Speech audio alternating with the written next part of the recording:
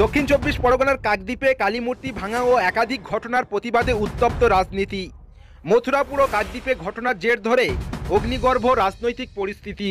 একদিকে তৃণমূল কংগ্রেসের তীব্র প্রতিবাদ, অন্যদিকে বিজেপির পাল্টা হুঁশিয়ারি। এরা নিজেরাই বহিরাগত, এদের বহিরাগত একটা নিজেদের স্বভাবের মধ্যে থেকে গেছে। সুতরাং ওরা যেখানে যাবে বগল দাবা করে নিয়ে যেতে হয়, সেই বগল দাবা করে নিয়ে এসেছিল, আবার যেখানে লোক সেখানে চলে গেছে। কাকদ্বীপের মানুষ তৃণমূল কংগ্রেসের উপরে যে ভরসা, যে আস্থা রাখে, আমাদের বিধায়কের উপরে যে ভরসা আস্থা রেখেছে, আগামী দিনেও তার ব্যতিক্রম হবে না। 2026 আপনারা দেখে নেবেন। রাজনীতিক জায়গায় রাখুন। যদি কোনো ধর্মীয় উস্কানি দেওয়ার চেষ্টা করেন, তাহলে ভারতীয় জনতা পার্টি কিন্তু এর পূর্ণাঙ্গ ব্যবস্থা নেবে। গত 19 অক্টোবর মথুরাপুরে কালী প্রতিমা উদ্বোধনে যোগ দেন বিরোধী দলনেতা শুভেন্দু অধিকারী। সেই সফরের সময় রাস্তার দুই ধারে স্থানীয় বাসিন্দাদের ভিড় লক্ষ্য করা যায়। এর কয়েকদিনের মধ্যেই মথুরাপুর লোকসভা কেন্দ্রের কাকদ্বীপে ঘটে কালী প্রতিমা ভাঙার ঘটনা। এই ঘটনায় ক্ষোভে ফেটে পড়ে তৃণমূল। অন্যদিকে ঘটনার ঠিক কয়েকদিন পর বিজেপি নেতা সুকান্ত মজুমদারের সফর, আর তার একদিন পরেই কাকদ্বীপে তৃণমূল কংগ্রেসের বিক্ষোভ ও প্রতিবাদ সভা। সেখান থেকেই মথুরাপুরের সাংসদ বাপি হালদারের তীব্র আক্রমণ। তিনি দাবি করেন 21 তারিখে শুভেন্দু অধিকারীর মথুরাপুরে রায়দিঘি সফরে আসার পরদিন এই ঘটনা।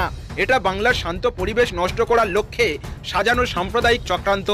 তিনি আরও জানান, অভিযোগের ভিত্তিতে দ্রুত তদন্ত করে মাত্র 24 ঘন্টার মধ্যেই অভিযুক্ত নারায়ণ হালদারকে গ্রেপ্তার করেছে সুন্দরবন জেলা পুলিশ।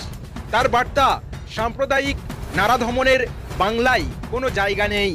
গতকাল যেভাবে তারা একটা মেঘের আড়ালে থেকে যুদ্ধ করতে চেষ্টা করেছিল, মেঘের আড়ালে থেকে একেবারে শুভেন্দু অধিকারী এখান থেকে 21 তারিখ আপনারা জানেন রায়দিঘির বুকে এসেছিল।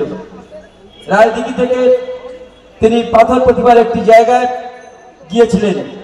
যেভাবে সাম্প্রদায়িকতার বীজ 21 তারিখে বপন করতে চেয়েছিলেন, ঠিক 22 তারিখে আমরা জানতে পারি যে কাকদ্বীপের সূর্যনগরে একটা নারকীয় দুর্ঘটনা ঘটে গেছে। আমরা সঙ্গে সঙ্গে তীব্র প্রতিবাদ জানিয়েছি এবং আমরা পুলিশকে কৃতজ্ঞতা ধন্যবাদ জানাই। একেবারে 24 ঘন্টার আগে সেই কালপিট নারায়ণ হালদারকে হাজতে পুরে পশ্চিমবঙ্গের পুলিশ, সুন্দরবন জেলা পুলিশ তারা প্রমাণ করেছে যে কোন রকম নরখাদকদের এই বাংলায় স্থান নেই, সুন্দরবনে স্থান নেই, কাকদ্বীপে স্থান নেই। আমরা ধিক্কার জানিয়েছি সেই নারায়ণ কুমার। এদিকে বিজেপি নেতা পলাশ রানা পাল্টা অভিযোগ তুলেছেন। তার মন্তব্য, ওয়াকফ বিল পাশের সময় বাংলাতেই সাংসদ বাপি হালদার ধর্মীয় উস্কানি দিয়েছিলেন। রাজনৈতিক ক্ষেত্রেই রাখুন, তৃণমূল যদি ধর্মীয় উস্কানি দেয়, বিজেপি তার পূর্ণ ব্যবস্থা নেবে। যখন ওয়াকফ বিল নিয়ে কেন্দ্র সরকার আইন পাশ করেন, এই বাপি হালদার লালপুর গ্রাম পঞ্চায়েতে ধর্মীয় উস্কানি দিয়েছিল। আপনারা সকলে জানেন, সমস্ত মিডিয়া চ্যানেল সারা পশ্চিমবঙ্গ, সারা দেশবাসী জানেন। আমি ভারতীয় জনতা পার্টির পক্ষ থেকে বলতে চাই যে রাজনীতিক জায়গায় রাখুন। যদি কোনো ধর্মীয় উস্কানি দেওয়ার চেষ্টা করেন, তাহলে ভারতীয় জনতা পার্টি কিন্তু এর পূর্ণাঙ্গ ব্যবস্থা নেবে। প্রতিবাদ সভা থেকে তৃণমূলের আরও অভিযোগ, বাংলার ন্যায্য পাওনা আটকে রেখে এবং এসআইআর এর নামে রাজ্যের মানুষকে বিদেশি আখ্যা দেওয়ার চক্রান্ত করছে কেন্দ্র ও বিজেপি। সারা বাংলায় বারবার দাঙ্গার বাতাবরণ তৈরি করে রাজনৈতিক ফায়দা তুলতে চাইছে বিজেপি বলেও দাবি করা হয়। মঞ্চ থেকে স্পষ্ট বার্তা, বাংলার নাগরিকের অধিকার, পরিচয় ও গণতান্ত্রিক মর্যাদা রক্ষায় তৃণমূল কংগ্রেস শেষ রক্তবিন্দু পর্যন্ত লড়বে। দেখুন, বিজেপি এর আগে আপনারা জানেন, প্রথমে বলল কেন্দ্রীয় বাহিনী, হলো কেন্দ্রীয় বাহিনী, অবজারভার হলো অবজারভার, মাইক্রো অবজারভার হলো মাইক্রো অবজারভার, একটা পর একটা তাদের পন্থী। লাস্ট পন্থী হচ্ছে এসআইআর করুক আর যাই করুক, বাংলার বুকে মমতা বন্দ্যোপাধ্যায়, অভিষেক বন্দ্যোপাধ্যায় যেভাবে বাংলার মানুষকে নিয়ে লড়ছে, আগামী দিন 2026 মুখ্যমন্ত্রী আবার মমতা বন্দ্যোপাধ্যায় লিখে দেবেন। অন্যদিকে বিজেপি নেতা পলাশ রানা এসআইআর নিয়ে বলেন, কেন্দ্রীয় স্বরাষ্ট্রমন্ত্রী স্পষ্ট বলেছেন, ভারতের হিন্দু মুসলিম কেউ দেশ ছাড়বে না। শুধু ধর্মীয় উৎপীড়নের শিকার হয়ে হিন্দু সম্প্রদায়ের মানুষ পাকিস্তান, আফগানিস্তান, বাংলাদেশ, মায়ানমার সহ প্রতিবেশী দেশ থেকে যারা ভারতে এসেছে তাদের নাগরিকত্ব দেয়া হবে।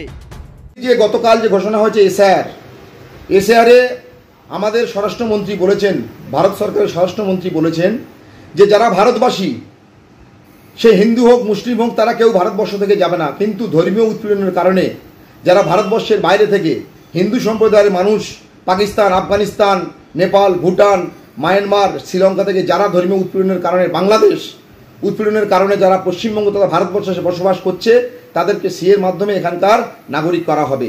এটা নিয়ে সারা পশ্চিমবঙ্গের তৃণমূল নেতৃত্বের এত মাথা ব্যথা কেন? এসআইআর ভারত সরকার ঘোষণা করেছেন, ইলেকশন কমিশন ঘোষণা করেছেন, এসআইআর হবে এবং এসআইআরের পরেই পশ্চিমবঙ্গে নির্বাচন হবে। নির্বাচনের পরে পশ্চিমবঙ্গের মানুষ, এখানকার জনগণ এই তৃণমূল নামক বস্তুকে বঙ্গোপসাগরে নিক্ষেপ করবে। সব মিলিয়ে রাজনৈতিক মহলে একটাই লক্ষ্য, 2026 বিধানসভা নির্বাচন।